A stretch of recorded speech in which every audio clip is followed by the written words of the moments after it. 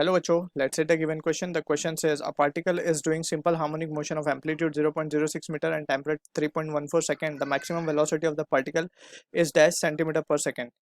So for this question, जो key concept यहाँ पे we need to understand is the concept of SHM.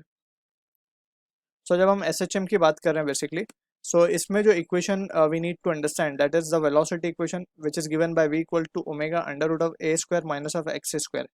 अब we know के जो वेलोसिटी है वो मैक्सिमम कब होती है, the velocity become maximum at x equal to 0, that is at mean position. So we can write maximum velocity का जो एक्सप्रेशन आएगा it comes out to be a into omega. So directly हम ये expression को use कर सकते हैं for the question given. ठीक है, और यहाँ पे हम मेंशन कर देंगे एट मीन पोजीशन. तो यहाँ पे हम लिख सकते हैं V max will be equal to a, amplitude given है 0.06 इंटू ओमेगा की वैल्यू हम लिख सकते हैं 2π/t. टाइम पीरियड भी हमें गिवन है 3.14 which is nothing but pi only.